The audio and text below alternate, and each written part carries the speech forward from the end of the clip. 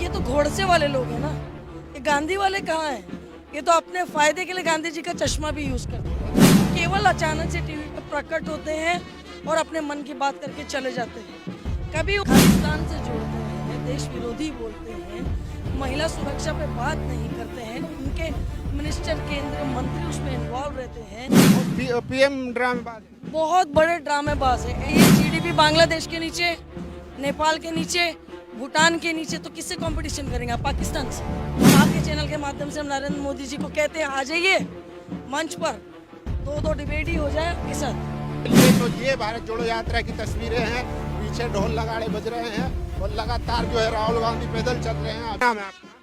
मेरा नाम नैश नुसरत अली है, मैं नागपुर महिला कांग्रेस पार्टी की शहर अध्यक्ष हूँ। क्या लगता है जिस तरीके से भारत जोड़ने के लिए राहुल गांधी निकले हैं, वहीं दूसरी तरफ जो है बीजेपी है वो हमलावर है, कह रही है राहुल गांधी जिस विचारधारा के हैं वो भारत तोड़ने की विचारधारा है। देखिए, बीजेपी पूरी तरीके से बैकफुट पे आ गई है, घबराए हुए हैं पूरी बीजेपी का पूरा एक गढ़, पसीने छूट पड़े हैं। मोदी जी सीधा सीधा बौखला गए हैं, बिल्कुल पूरी तरीके से बौखला गए हैं। संदीप पात्रा जैसे सारे जितने उनके मुजोर जो थे वो सारे ठंडे बैठ गए। कभी वो टी शर्ट अभी भी संबित पात्रा ने बयान दिया है कि ये जो भारत जोड़ो यात्रा है लेकिन विचार इनके तोड़ने वाले हैं। देखिए, हम गांधी जी की राह पे चल पड़े हैं। देश में दांडी यात्रा हुई थी, उसके बाद में ये सबसे बड़ी यात्रा हो रही है, ठीक है। ये सीधे सीधे फिर गांधी जी पे अटैक है, क्योंकि ये तो घोड़से वाले लोग हैं ना, ये गांधी वाले कहाँ हैं? ये तो अपने फायदे के लिए गांधी जी का चश्मा भी यूज करते हैं। वो तो दावा करते हैं हम सबसे राष्ट्रभक्त पार्टी हैं।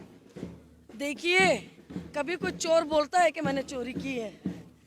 इसका उत्तर मिल गया आपको। मोदी जी कहते हैं स्टेज से कि मैं देश के लिए कुछ भी कर दूंगा और मैंने कितनी तपस्या की है, कितना त्याग किया है भारत के लिए। तपस्या, देखिए उन्होंने बहुत कुछ कहा था, 15 लाख आएंगे, 2 करोड़ नौकरियां आएंगी, मुझे सिर्फ 25 नवंबर तक का समय दे दो, 25 दिसंबर तक का समय दे दो। कभी हुआ? कभी देश के प्रधानमंत्री ने जानने की कोशिश की कि लोगों की मन की बात क्या है? वो केवल अचानक से टीवी पर प्रकट होते हैं और अपने मन की बात करके चले जाते हैं। कभी उन्होंने किसी रिपोर्टर को क्रॉस क्वेश्चन करने दिया?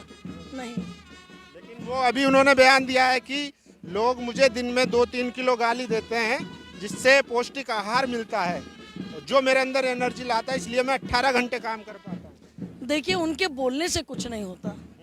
आज राहुल जी को किसी चीज़ की कमी नहीं है, ठीक है, लेकिन फिर भी वो पैदल चढ़ रहे हैं। आज देश में हिंदू मुसलमान के नाम पे आप एक लोगों को बांट रहे हैं। महंगाई किस मतलब कहाँ तक पहुँच चुकी है आपको पता है।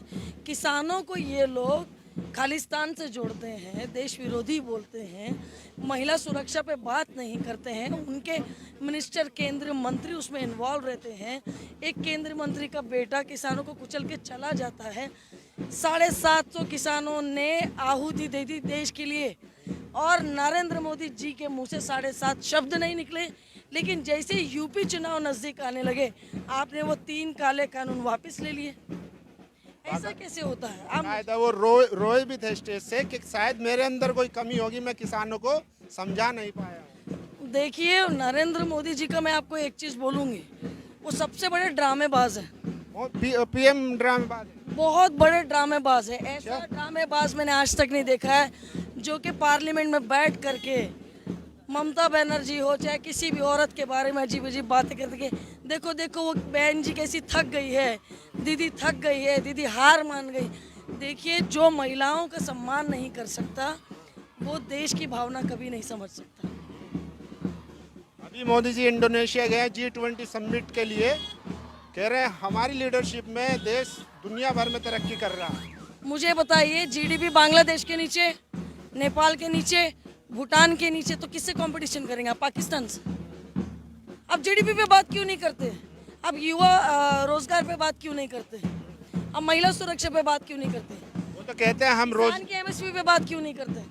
बोलने से नहीं होगा, आप बैठिए ना सामने। राहुल जी को छोड़ दीजिए, हम जैसे छोटे लोग, हम कांग्रेस के कार्यकर्ता, हम बात करेंगे आपसे। हम आपके चैनल के माध्यम से हम नरेंद्र मोदी जी को कहते हैं आ जाइए मंच पर, दो दो डिबेट ही हो जाए आपके साथ।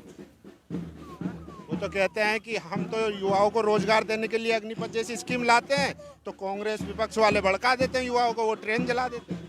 मैं आपको एक बात कहूँगी, 4 साल के लिए क्या कोई युवा अपने देश के लिए जान देगा? पहली बात, उसमें से भी अग्निपथ में से 75% लोगों को निकाल दिया जाएगा, वो केवल 4 साल के लिए रहेंगे। 25% लोगों को रखा जाएगा। आपने कहीं सुना है भरी जवानी में इस देश का युवा, इस देश का सिपाही रिटायरमेंट की ओर बढ़ जाएगा? ऐसा नहीं होता।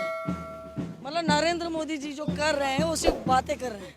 जैसे हमारे महाराष्ट्र में बोलते हैं ना, बड़ी बड़ी बातें, वड़ा पाव भी नहीं खाते, ये इस टाइप से बातें कर रहे हैं।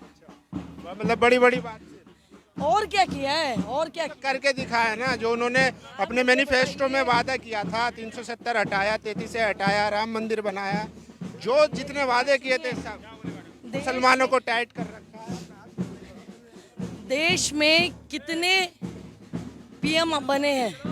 सभी ने कितने पीएसयू बनाए हैं? ठीक है, ये देश के इतिहास में पहले प्रधानमंत्री है जिसने पीएसयू बेचे हैं।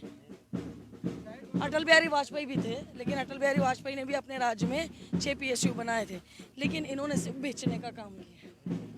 ठीक है, वो तो कह रहे हैं हम लीज पे दे रहे हैं ताकि उसकी जो कंडीशन है, प्रॉफिट नहीं हो रहा है ना, इसलिए लीज पे देंगे तो प्रॉफिट आएगा। देश की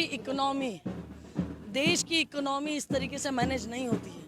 हमारा देश जो है वो एक यहाँ पर हाईएस्ट से हाईएस्ट लोअर मिडिल क्लास और मिडिल क्लास रहता है। यहाँ पे इस तरीके से नहीं होगा। आपको डीजल और पेट्रोल को आपको जीएसटी के दायरे में लेना पड़ेगा, तब जाके किसी तरीके से आप थोड़ा सा अभी जो ये बढ़ती महंगाई इस पे कंट्रोल कर पाएंगे।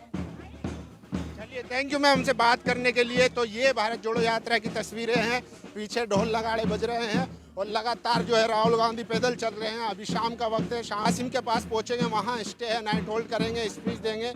तो राहुल गांधी में लगातार बदलाव आ रहा है और जिस तरीके से शाम को वो अपनी स्टेज से तकरीर करते हैं और बीजेपी मीडिया तमाम चीज़ों पर हमला बोलते हैं, वो उनकी इमेज को लगातार सुधार रहा है। इस वीडियो पर राहुल गांधी पर अपनी राय जरूर दीजिए। शुक्रिया।